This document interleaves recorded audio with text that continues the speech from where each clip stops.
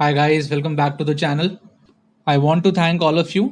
आप लोगों के बहुत पॉजिटिव रिस्पांस रहे पुराने वीडियोस को, और जो भी आप लोगों के सजेशंस आए हैं आई विल ट्राई कि मैं उनको इनमें इनकॉर्पोरेट कर पाऊँ और वीडियोस को थोड़ा ज़्यादा और इंटरेस्टिंग बना पाऊँ। एक चीज़ जो काफ़ी मुझसे कही गई वो ये है कि ये प्रेजेंटेशन जैसा लग रहा है, तो मैं आपको बताना चाहूँगा कि जो लोग वीडियोस पूरा देख रहे हैं उनको पता लगेगा कि जो थियोरेटिकल पार्ट्स हैं उनको मैं लिख के टाइम और कंज्यूम नहीं करना चाहता हूँ। तो उस पर्टिकुलर पोर्शन को कवर करने के लिए हम जो है कंप्यूटर की हेल्प ले रहे हैं, और जहाँ पर न्यूमेरिकल पोर्शंस ऐसे आएंगे जहाँ पर मुझे लिख के आप लोगों को समझाना चाहिए, वहाँ पर मैं जो है लिख कर समझाऊंगा। तो थियोरेटिकल पोर्शन जो भी थोड़ा होता है, और एक बात आप बहुत ध्यान से समझ लीजिए कि किसी भी न्यूमेरिकल पोर्शन को कवर करने के लिए उसके पीछे की थ्योरी जानना बहुत ज़रूरी है। तो without understanding the theory behind any concept आप उसको सॉल्व नहीं कर पाएंगे। आपको जब तक समझ ही नहीं आएगा कि वो किस तरीके से फॉर्म हो रही है प्रॉब्लम, तब तक आप उसको सॉल्व नहीं कर पाएंगे। तो जो थियोरेटिकल पार्ट्स हैं उनको मैं कंप्यूटर की हेल्प से या टाइप्ड फॉर्म में डील करूंगा, और जो मुझे लगता है कि जो बोर्ड पे जैसे हम लोग समझाते हैं उस पर्टिकुलर पोर्शन के लिए मैं पेन और पेपर यूज करूंगा। एंड आई नो कि फेशियल एक्सप्रेशंस काफ़ी एक इम्पॉर्टेंट रोल प्ले करते हैं कॉन्सेप्ट को समझाने के लिए, लेकिन अभी लॉकडाउन में मेरे पास इक्विपमेंट्स की थोड़ी कमी है। तो जब तक ये लॉकडाउन का पीरियड चल रहा है तब तक आप प्लीज़ बियर कीजिए। उसके बाद मैं ट्राई करूंगा कि एक फेशियल भी उसमें पोर्शन आए, मेरा चेहरा भी आपको दिखे, ताकि मैं किस तरीके से चीज़ों को एक्सप्लेन कर रहा हूँ और वो भी आपको समझ में आए और क्लास थोड़ी और इंटरेक्टिव हो पाए। और अब क्या है, अपन लोग हो गए हैं थोड़े पुराने, है ना। अब अपन लोगों को थोड़ा एक्सपीरियंस हो गया है हल्का हल्का, अब थोड़ा सा कॉन्शियसनेस भी थोड़ी कम हो गई है, तो अब थोड़ा सा रिलैक्स मोड में चलेंगे, है ना। मैं भी जब नए नए वीडियो बना रहा था तो थोड़ा सा मुझे भी दिक्कत आ रही थी। अब थोड़ा सा हम रिलैक्स मोड में चलेंगे, और मुझे एक पर्सनल मेरा है सीन कि पढ़ते वक्त अगर थोड़ा लाइट म्यूज़िक हो तो बड़ा जो है कंसंट्रेट करने में मुझे थोड़ी हेल्प होती है, तो हम यूज़ करने वाले हैं। अगर आप लोगों को डिस्टर्बिंग लगे तो बताना, अगली वीडियो में हटा देंगे। तो आज का टॉपिक है ट्रांसपोर्टेशन इंजीनियरिंग। तो ट्रांसपोर्टेशन इंजीनियरिंग एक्चुअली 4 पार्ट से मिलकर बना हुआ है: highway engineering, railway engineering, airport engineering and harbour and dock engineering. तो ये चारों ही कॉम्पिटिटिव एग्जामिनेशन के लिए इंपॉर्टेंट है। फिलहाल जो है हम हाईवे इंजीनियरिंग डील कर रहे हैं, उसके बाद बाकी कोर्सेज के लिए, बाकी टॉपिक्स के लिए हम सेपरेट वीडियो बनाएंगे। तो हाईवे इंजीनियरिंग में सबसे foremost and the most important, the most basic topic is geometric design of roads. तो पहले स्टार्ट करते हैं ज्योमेट्रिक डिजाइन ऑफ रोड से। आगे बढ़ने से पहले, ज्योमेट्रिक डिजाइन समझने से पहले हमें ये समझना चाहिए कि रोड्स का क्लासिफिकेशन क्या है, कि रोड्स किस किस तरीके की होती है। तो जो बेसिक क्लासिफिकेशन है रोड्स का, वो 2 तरीके से हम क्लासिफाई करते हैं: rural highways and urban roads. तो रूरल हाईवेज में नेशनल हाईवेज आते हैं, स्टेट हाईवेज आते हैं, major district roads, other district roads and village road. तो नेशनल हाईवेज वो रोड्स हैं या वो नेटवर्क है जो बेसिकली 2 स्टेट्स को कनेक्ट करता है ना। 2 स्टेट की मेजर सिटीज को जो रोड जो है कनेक्ट कर रही है वो नेशनल हाईवे कहलाएगी। विद इन द स्टेट जो मेजर 2 डिस्ट्रिक्ट्स को कवर कर रही है वो स्टेट हाईवे कहलाएंगे। ठीक है। MDR या मेजर डिस्ट्रिक्ट रोड होती है कि उस डिस्ट्रिक्ट में जो भी एटलीस्ट 2 तहसील या उससे ज़्यादा तहसील को जो रोड टच कर रही है वो मेजर डिस्ट्रिक्ट रोड होती है। उसके अलावा डिस्ट्रिक्ट की जो जितनी रोड्स होती हैं वो अदर डिस्ट्रिक्ट रोड्स होती हैं। और विलेज रोड, जैसा कि नाम बता रहा है कि विलेजेस में जो रोड होती हैं वो विलेज रोड होती हैं। ये जो था वो रूरल हाईवेज का क्लासिफिकेशन था। अब अर्बन रोड्स की अगर बात करें तो अर्बन रोड्स का क्लासिफिकेशन जैसे आपको दिख रहा है: एक्सप्रेसवेज, आर्टीरियल रोड्स, सब आर्टीरियल रोड्स, कलेक्टर स्ट्रीट्स और लोकल स्ट्रीट्स। तो लोकल स्ट्रीट्स वो होती हैं जो आपके घरों के बाहर स्ट्रीट्स होती हैं। ये मेट्रोज की बात कर रहा हूँ मैं। आपके मेट्रोज में, मेट्रो सिटीज में आपके घर के बाहर वाली रोड है वो लोकल स्ट्रीट है, जो फिर फर्दर जाके कलेक्टर स्ट्रीट्स में मिलती है। कलेक्टर स्ट्रीट्स जो हैं वो वाली रोड्स हैं जो लोकल स्ट्रीट से ट्रैफिक को कैटर करती हैं और फिर आगे बड़ी रोड्स पे पहुंचाती हैं। आगे बड़ी रोड जो है वो आर्टीरियल रोड्स होती हैं। किसी किसी मेट्रो में, किसी किसी जगह पर आप सब आर्टीरियल रोड्स भी यूज करते हैं। आर्टीरियल रोड्स वो रोड्स हैं जो जिनमें ट्रैफिक थोड़ा और तेज चलता है, और वो फर्दर आपको ले जाके एक्सप्रेस वेज में, जहाँ पर फ्री वेज होते हैं, एक्सप्रेस वेज होते हैं, जहाँ पर की स्पीड जो होती है वो काफ़ी ज़्यादा होती है। तो ये क्रोनोलॉजी है, ये हायरार्की है कि लोकल स्ट्रीट्स से ट्रैफिक जो है कलेक्टर स्ट्रीट्स पे आ रहा है, कलेक्टर स्ट्रीट से वो आर्टीरियल रोड्स पर जा रहा है, और आर्टीरियल रोड से वो फ्रीवेज या एक्सप्रेसवेज पे जा रहा है। तो जब हमें ये समझ में आ गया है कि रोड्स किस तरीके की होती हैं, अब हम ज्योमेट्रिक डिजाइन देखेंगे, वो भी रूरल रोड्स का, अर्बन रोड्स का नहीं देख रहे हैं हम, अभी रूरल रोड्स का देख रहे हैं। So let's start with geometric design of rural highways. तो सबसे पहले हम ये समझते हैं कि ज्योमेट्रिक डिजाइन क्या है। तो design of the visible features of a highway is known as geometric design. मतलब कि जो भी विजिबल फीचर्स हैं हाईवे के, वो उनकी ही डिज़ाइन को हम ज्योमेट्रिक डिज़ाइन कहते हैं। अब विजिबल फीचर्स क्या हैं? तो विजिबल फीचर्स हो गए जैसे कि उसका क्रॉस सेक्शनल एलिमेंट्स हैं। क्रॉस सेक्शनल एलिमेंट्स मतलब कि क्रॉस स्लोप कितना है, उसमें मार्जिन्स कितने हैं, शोल्डर कैसा है, कितना देना है ना, ये कुछ चीज़ें हैं, ये उसके क्रॉस सेक्शनल एलिमेंट्स कहलाते हैं। इसके अलावा side distances, basically collision free गाड़ी मूव कराने के लिए, चाहे आप वो ओवरटेक कर रहे हैं या नहीं कर रहे हैं, या कोई ऑब्जेक्ट आ गया उसको देख के आपको गाड़ी को रोकना है, तो एक मिनिमम आपको एक स्पेस मिले as per the design speed. जिस डिज़ाइन स्पीड से आप वो हाईवे डिज़ाइन हुआ है, अगर वो उस डिज़ाइन स्पीड पे आप मूव कर रहे हैं तो आपको कितना स्पेस चाहिए in order to make the vehicle stop, और आप अगर ओवरटेक करना चाहते हैं तो आपको कितना स्पेस चाहिए। तो वो स्पेसेस या वो distances is known as sight distances. Horizontal curves और वर्टिकल कर्व्स, तो हॉरिजॉन्टल कर्व्स होते हैं जब हम सेम प्लेन पे डायरेक्शन चेंज करते हैं, और वर्टिकल कर्व्स होते हैं जब हम out of plane direction change करते हैं। तो देखेंगे डिटेल में, फिलहाल हम देखते हैं side distances. So let's start with stopping sight distance. Stopping sight distance असल में रोड की वो लेंथ है जो आपको एज अ ड्राइवर दिख रही है कि अगर मानो फॉर एग्जांपल सडनली कोई ऑब्जेक्ट आपको दिखता है और आप ब्रेक लगाते हैं तो उस ऑब्जेक्ट है उससे पहले ही रुक जाए विदाउट एनी कोलिजन। तो वो मिनिमम डिस्टेंस जो कोलिजन को अवॉइड कर सकता है whenever you apply the brake suddenly is known as stopping sight distance. तो स्टॉपिंग साइड डिस्टेंस यानी कि वो मिनिमम डिस्टेंस कि जब कोई ऑब्जेक्ट सडनली आपकी गाड़ी के आगे आ जाता है तो वो मिनिमम डिस्टेंस जिसमें आपकी गाड़ी रुक पाती है is basically comprised of two portions, है ना। तो दो पोर्शंस होते हैं, एक होता है लैग डिस्टेंस, एक होता है ब्रेकिंग डिस्टेंस। तो पहले लैग डिस्टेंस समझ लेते हैं। लैग डिस्टेंस क्या है? सो लैग डिस्टेंस वो डिस्टेंस है जो आपकी गाड़ी ने ट्रैवल किया है during the total reaction time. यानी कि अगर कोई ऑब्जेक्ट आपको जब दिखा तो आपने उस पर्टिकुलर सिचुएशन के अकॉर्डिंग जब रिएक्ट किया, तो उस रिएक्शन टाइम के दौरान जितनी गाड़ी आपकी मूव कर गई वो पर्टिकुलर डिस्टेंस जो है वो आपका कहलाता है लैग डिस्टेंस। तो अब समझ लेते हैं कि टोटल रिएक्शन टाइम क्या है। तो ऑब्जेक्ट देखने के जस्ट पाथ से लेकर ब्रेक लगाने के जस्ट पहले तक जो टाइम लैप्स हुआ है वो आपका टाइम कहलाता है total reaction time. Now reaction time के लिए एक थ्योरी है, PIEV थ्योरी कहते हैं उसको। तो PIEV थ्योरी का मतलब है P for perception time, I for intellectual time, E for emotion time और V फॉर वोल्यूशन टाइम। यानी कि सिचुएशन परसीव करने में जो आपने टाइम खर्च किया, प्लस उसके बाद उस पर्टिकुलर सिचुएशन को अंडरस्टैंड करने में जो आपने टाइम खर्च किया, प्लस जो आपने रिएक्शन में अपने इमोशन में कि गुस्सा आ रहा है या डर लगा, एकदम से एंजाइटी हो गई, उसमें जो टाइम खर्च किया, और फिर जो ब्रेन ने आपको कमांड दिया आपके लेग को कि ब्रेक लगाओ, तो उस पर्टिकुलर एक्शन तक आने में जो आपने टाइम खर्च किया, ये चार कंपोनेंट मिलकर टोटल रिएक्शन टाइम बनाते हैं। कि सिचुएशन को परसीव करना, फिर उसको समझना, जो आपके इमोशन है उसको भी काउंटर करना, और फिर ये कमांड देना अपने लिम्ब को कि वो ब्रेक लगाए। इस पर्टिकुलर प्रोसेस में जो टाइम आपका लैप्स हुआ वो पूरा टाइम कहलाता है आपका टोटल रिएक्शन टाइम। तो ये जो टोटल रिएक्शन टाइम है ये डिपेंड करता है कि एक तो गाड़ी आपकी कितनी तेज मूव कर रही है ना, क्या स्पीड से मूव कर रही है, कितनी स्पीड है उसकी।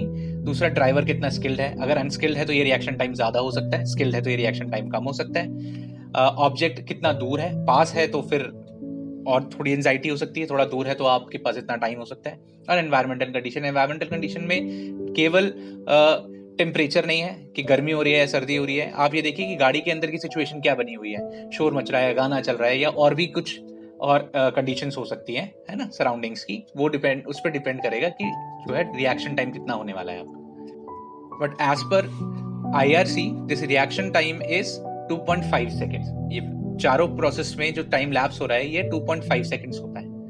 तो 2.5 सेकेंड में ये चारों चीजें हो जाती हैं, और ड्राइवर सिचुएशन देखने के बाद ब्रेक लगाने तक 2.5 सेकेंड का समय लेता है। अब नेक्स्ट होता है ब्रेकिंग डिस्टेंस। ब्रेक लगाने के बाद गाड़ी ने कितना डिस्टेंस ट्रैवल किया before getting to the full stop. गाड़ी एकदम जीरो वेलोसिटी तक पहुंचने में उसने कितना टाइम लिया। तो ये फिगर आपको दिखा रही है कि पहले ऑब्जेक्ट दिखा और ड्राइवर ने कुछ टाइम अपना वेस्ट किया इन रिएक्टिंग टू द सिचुएशन। तो उस दौरान जो गाड़ी चली वो है लैग डिस्टेंस। उसके बाद उसने ब्रेक लगाया और ऑब्जेक्ट तक का जो डिस्टेंस है यानी उससे कोलिजन से जस्ट पहले तक का डिस्टेंस जो है वो है ब्रेकिंग डिस्टेंस। तो ये टोटल होता है स्टॉपिंग साइड डिस्टेंस। तो जब भी हम हाईवे वगैरह डिजाइन करते हैं तो हम ये इंश्योर करते हैं कि इतना तो कम से कम स्पेस ड्राइवर को मिले कि अगर वो डिजाइन वेलोसिटी से मूव कर रहा है और उसकी स्टैंडर्ड वो सारी चीजें सही हैं कि रिएक्शन टाइम 2.5 सेकंड है, उससे ज्यादा नहीं है, तो उसको इतना तो स्पेस हमें देना चाहिए कि वो उसका कोलिजन ना हो, उसका एक्सीडेंट ना हो। तो हम जब हाईवेज डिजाइन करते हैं तो ये हमारा एक बहुत मेजर कंसर्न होता है। चलो तो लैग डिस्टेंस और ब्रेकिंग डिस्टेंस को एक बार जो है ब्रेक डाउन कर देते हैं। तो अभी तक मैंने बताया आपको कि SSD is the summation of lag distance and braking distance. तो लैग डिस्टेंस जैसे कि हमें पता ही है कि distance is equals to speed into time होता है। बचपन में हमने सीखा है, छठी सातवीं में सीखा होगा। तो लैग डिस्टेंस हमने देखा कि जो रिएक्शन टाइम में जो डिस्टेंस ट्रैवल हो रहा है वो लैग डिस्टेंस है। तो v इनटू रिएक्शन टाइम, तो velocity into reaction time is lag distance. तो वेलोसिटी अभी फिलहाल आप ध्यान में रखिए कि यूनिट की यूनिफॉर्मिटी बहुत ज़रूरी है। तो वेलोसिटी जो है वो मीटर पर सेकंड में है और टाइम जो है वो सेकंड में है। तो जो डिस्टेंस आएगा आपका लैग डिस्टेंस वो मीटर में आएगा। ठीक है, तो अगर आप किलोमीटर पर आवर में यूज करते हैं तो आपको एप्रोप्रिएट चेंजेस करने पड़ेंगे उसके लिए। चलिए अब देखते हैं ब्रेकिंग डिस्टेंस। तो सपोज ये ओरिजिनल पोजीशन है व्हीकल की, यहां से उसने ब्रेक लगाना स्टार्ट किया और वो जाके यहां पर रुका। ठीक है, तो से सेक्शन 1 रे सेक्शन 2, तो इस पर्टिकुलर पोजीशन पे से वेलोसिटी वाज v1 और यहां पर क्या हो जाएगी 0। तो इसको v1 की जगह में क्या लिख देता हूं, v लिख देता हूं। तो ब्रेकिंग डिस्टेंस ध्यान रखने के लिए आप एक सिंपल सा फंडा याद रखिए कि change in kinetic energy is equals to work done. Work done is nothing but force into length. और यहां पर फोर्स कौन सी काम कर रही है, जब आप ब्रेक लगाते हैं तो फ्रिक्शनल फोर्स काम करती है, फ्रिक्शनल फोर्स इनटू लेंथ। अब लेंथ क्या है, लेंथ वही लेंथ है जब ब्रेक लगाने के बाद से लेकर जब तक गाड़ी आपकी रुकती है। तो यही आपका ब्रेकिंग डिस्टेंस है। This is your braking distance. तो काइनेटिक एनर्जी का चेंज देखो, हाफ mv² माइनस 0 क्योंकि वेलोसिटी 0 हो गई is equals to frictional force कितना हो जाता है F इंटू R। R है आपका नॉर्मल रिएक्शन। ठीक है, तो नॉर्मल रिएक्शन कुछ नहीं होता, क्या होगा, वेट होगा हमारे केस में, वेट इनटू लेंथ। तो ये हो गया F into W into LV, half mv² is equals to weight क्या होता है m into G, half mv²। तो यहां पर आप देखो m से m कैंसिल हो गया। ठीक है, तो आपका जो LB आ रहा है, LB यानी कि ब्रेकिंग डिस्टेंस, वो आ रहा है आपका v² upon 2gf। so this is your braking distance, lag distance, braking distance। तो टोटल जब SSD की बात होगी तो SSD is v into TR plus v² upon 2gf, ये आपका SSD।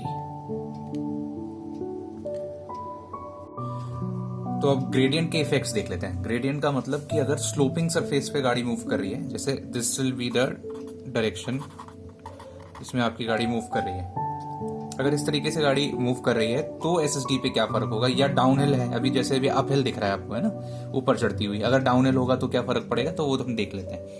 तो उसके लिए ये फिगर मैंने बनाई हुई है, फिगर से आप देखें, दिस इज द व्हीकल और ये व्हीकल का वेट है W, the slope is theta, तो हमें पता है कि ये एंगल भी कितना हो जाएगा, थीटा। तो इसके कंपोनेंट करोगे आप तो ये हो जाएगा W cos थीटा, हो जाएगा W साइन थीटा। ये है ना वेट के कंपोनेंट्स हैं। एक और फोर्स ऐड कर रही होगी जो होगी फ्रिक्शनल फोर्स। तो फ्रिक्शनल फोर्स क्या होती है, F इंटू आर। आर क्या होता है, नॉर्मल कंपोनेंट, तो नॉर्मल क्या है, W cos थीटा। ठीक है, तो ये आपका हो गया F into W cos theta. अब फिर से उसी फंडे पे आ जाते हैं जो मैंने अभी आपको बताया था कि लॉस इन काइनेटिक एनर्जी, ठीक है, क्योंकि आगे जाके गाड़ी रुक जा रही है तो वेलोसिटी 0, तो इसलिए मैं हाफ mv स्क्वायर लिख रहा हूँ, is equals to work done, है ना। तो वर्क डन मतलब कि फोर्स इनटू लेंथ। तो फोर्स हमारे पास क्या है, लेटरल फोर्स, जो ब्रेक लगने पे असर कर रही है वो फ्रिक्शनल फोर्स है, जो लेटरल फोर्सेस हैं। तो लेटरल फोर्सेस क्या क्या लग रही है एक ही पर्टिकुलर डायरेक्शन में, वो लग रही है W sine theta plus F W cos theta. This will be the lateral force जो एक्ट करेगी इनटू लेंथ यानी कि ब्रेकिंग डिस्टेंस। ठीक है, अब यहां से W कॉमन ले लो, बचा क्या, sine theta plus F cos theta into LB. Now we know that W is mg sin theta plus F cos theta into LB. M से कैंसिल। अब आप ये देखें कि because theta is very small, cos theta तो हो जाएगा आपका 1 और sin थीटा हो जाएगा tan थीटा। बहुत छोटी वैल्यूज पे sin थीटा और tan थीटा की वैल्यू सेम रहती हैं। आप अपने कैलकुलेटर पर डाल के देखो वैल्यूज, अगर आप कर्व्स नहीं जानते वो tan थीटा और sin थीटा के कर्व्स कैसे होते हैं, तो आप कुछ मत करो, अपने कैलकुलेटर पर वैल्यूज डालकर देखो और देखो कि कैसे जो है 2 डिग्री 5 डिग्री 10 डिग्री 20 डिग्री तक भी ये वैल्यूज सेम रहती हैं, है ना। तो अब मैं इसको और अच्छे से लिखूं अगर, तो half v square is equals to g tan theta plus f into LB। तो देयरफॉर LB यानी कि braking distance is v square upon 2g tan theta plus f। ठीक है, इसको अब मुझे पता है कि tan थीटा क्या है, tan थीटा इज स्लोप। ठीक है, स्लोप को हम n से भी डिनोट कर देते हैं, तो आप ऐसा भी लिख सकते हैं LB is v square upon 2g f plus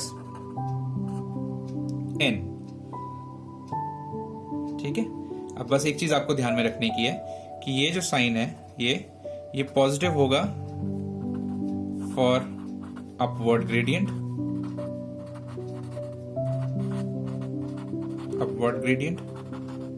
और नेगेटिव होगा फॉर डाउनवर्ड ग्रेडियंट।